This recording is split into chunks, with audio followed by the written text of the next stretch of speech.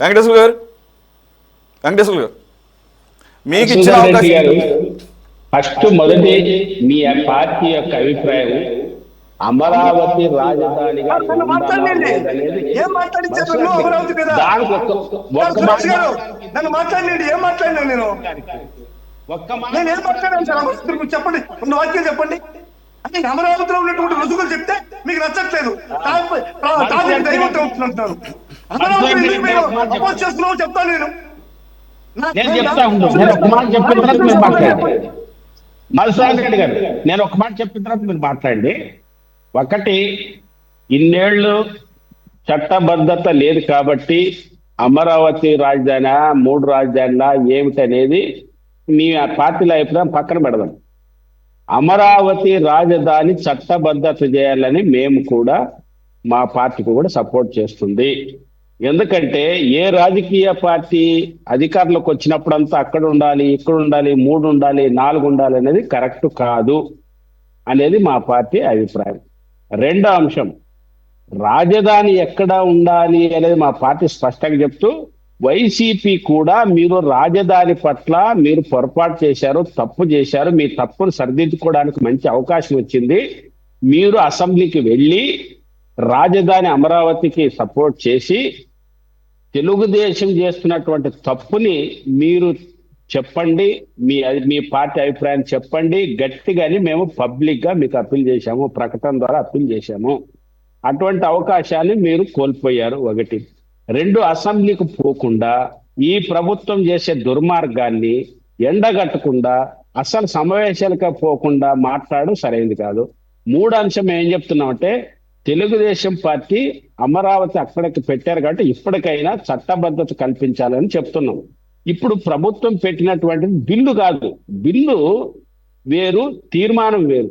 Bill అంటేనేమో రాష్ట్ర పరిధిలో ఉన్నటువంటి అంశం మీద, ఇప్పుడు దానికి అసైన్మెంట్ చట్ట సవరణ బిల్లు, లేదా భూ పంపిణీ బిల్లు, లేదా రకరకాల బిల్లులు, తీర్మానాలు చాలా చేయొచ్చు. ఇప్పుడు తెలంగాణలో 42% బీసీలకు రిజర్వేషన్ కావాలని ప్రభుత్వం తీర్మానం చేసి కేంద్రానికి పంపింది. అది చేస్తుందా లేదో తెలియదు. ప్రభుత్వం డ్రామా అని కూడా తెలుసు, ఇది అయ్యేది కాదు పోయేది కాదని. ఎస్సీ రిజర్వేషన్ అని చెప్తారు, అది అయ్యేది కాదు పోయేది కాదని తెలుసు. ప్రజలు నమ్మించడానికి చేసే మోసం వేరు.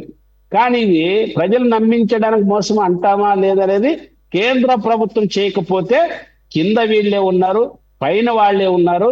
కాబట్టి చేయకపోతే మాత్రం ఈ రాష్ట్రానికి 5 కోట్ల మందికి తీవ్రమైన ద్రోహం చేసిన వాళ్ళు ఎన్డీఏ ప్రభుత్వం అవుతుంది. కాబట్టి అప్పుడు మనమంతా కలిసికట్టుగా ఈ ప్రభుత్వం సంగతి తేల్చొచ్చు. ఇంకా రెండో అంశం నేను చెప్పదలుచుకున్నది ఏంటంటే, అమరావతి రాజధాని అక్కడ 33,000 ఎకరాలకు ఇప్పుడు 29 గ్రామాలు తీసుకున్నారు. ప్రపంచంలో ఎక్కడ 2,000 ఎకరాలతో రాజధాని లేదు.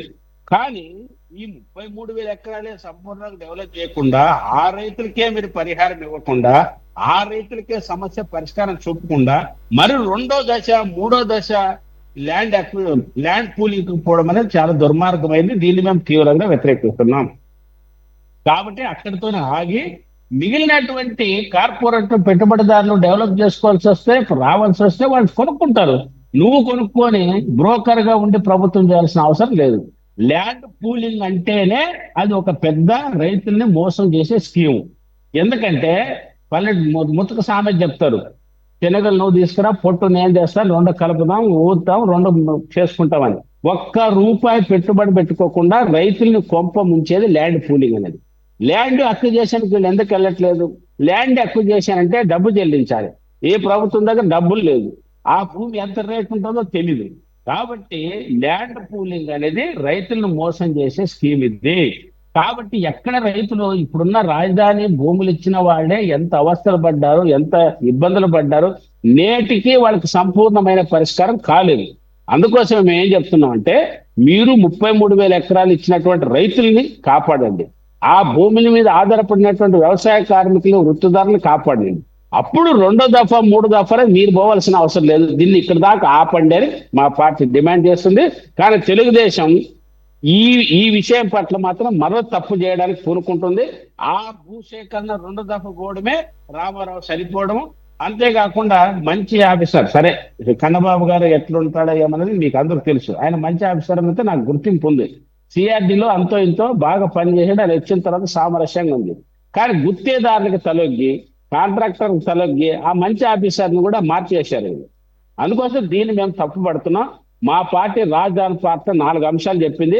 రాజధాని అక్కడ ఉండాలి. వైసీపీ మీరు రాజధాని పట్ల మీ వైఖరి ప్రకటించాలి, అమరావతి అక్కడ ఉండాలని మీరు కూడా ఓటేయాలని మేము కోరాం. 3వ అంశం, 2వ దశ ల్యాండ్ పూలింగ్ పోవద్దని మేము చెప్పాం. 4వ అంశం ఏం చెప్పాం, ఇప్పటికే భూములు ఇచ్చిన వాళ్ళకి చెప్తున్నారు ఎందుకు? 1వ దశ, 2వ దశ, 3వ దశ 4 సార్లు చెప్పారు అయ్యే విషయాలు. మీరు కొత్తవి చెప్పండి, వింటాం. అంటే మా పార్టీ అభిప్రాయం కరెక్ట్ గా ఉంది. ఇప్పుడు 4 సార్లు చెప్పారు. నచ్చలేదు పాపం. రఫీ గారు కాస్త ఓపిక వినండి. రఫీ గారు మీరు కూడా ఆగండి. ఈ 4 అంశాలు మా పార్టీకి కట్టుబడి ఉన్నాం. దాంట్లో ఉన్నాం. తెలుగుదేశం రఫీ గారు మీరు ఆగండి సార్, మీరు ఆగండి ఒక నిమిషం. ఓకే ఓకే, ఇప్పుడు మీరు టైం వేస్ట్ చేస్తున్నారు. 3 సార్లు మాట్లాడి. మధుసూదన్ రెడ్డి గారు మీకు ఒక నిమిషం ఆగండి. మధుసూదన్ రెడ్డి గారు మీకు మళ్ళీ మరో అవకాశం.